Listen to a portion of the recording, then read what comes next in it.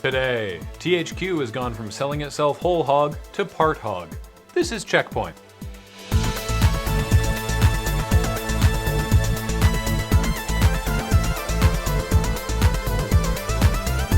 Welcome to CheckPoint. I hope everybody had a ton of fun at CES. I know I did. Wait, you went to the Confused Elephant Symposium? No! I went to the cat elevating seminar. I learned how to bench press like 50 cats. Alright. If you have a Virtual Boy and all 22 games, you're probably pretty bored of the system by now. But fear not. An unreleased, previously unknown 23rd Virtual Boy game has been discovered. Nico-chan Battle, due to have been released in America under the name Faceball, was unearthed recently, and the fervent Virtual Boy community is already rushing to copy usable cartridges of this game, which increases the size of the Virtual Boy game library by 4.5%. As for the game itself, it's pretty awful, but what were you expecting? Valve is not announcing a Steam set-top box anytime soon, though they are working on one. Luckily for the impatient, everyone else is as well. For example, there's XI3's Piston console, which was viewable at Valve's CES booth because Valve is an investor in the company. But that's not actually the Steam box, just a Steam box. If you really want to play Steam on your TV, you're in luck. Everyone else making any kind of set-top box these days seems to be taking an extra minute to just jam a big graphics card inside, making their product a Steam box, rather than what it was before, something that nobody would have bought. The Wii U's Network ID system, which is still far better than the Wii's friend code, has encountered an issue. Some NeoGAF users discovered that purchased games are tied to each unique console, not your Nintendo profile.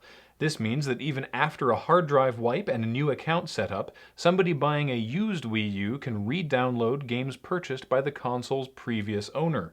Bringing up the question, how are there already that many pre-owned Wii U's? CheckPoint previously reported on the insane Christmas Day sales of Minecraft and Temple Run, but this past week, Rovio quietly swung their giant balls into the room and announced 30 million sales of Angry Birds during Christmas week, 8 million on Christmas Day alone.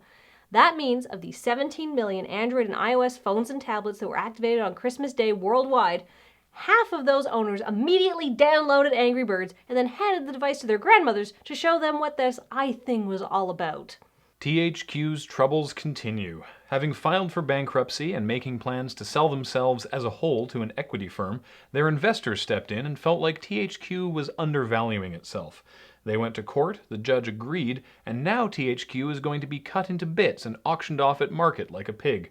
While the delicious bacon of Saints Row, the tasty ham hock of Darksiders, or the sprawling shoulder of Relic and its 40K games are sure to fetch a high price, we here at CheckPoint would like to get in on some of those sweet, sweet rinds.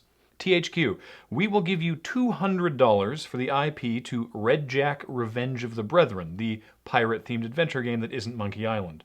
Or $50 Canadian and some homemade cookies for Versus, the Street Fighter knockoff that almost had a controversy because of the racist pimp character named Slim Daddy, but then the game was so bad that nobody cared. Come on, THQ, we're serious. Give us some gristle. Wait, what are we going to do with Versus? I don't know. More than THQ's going to do with it. We could have Slim Daddy as a DLC character for Professor Pigglesworth. Look, whatever your plans are, you are paying too much money for that. THQ, we'll give you $50 or a plate of cookies. My cookies are good. And in this economy, I would take the cookies.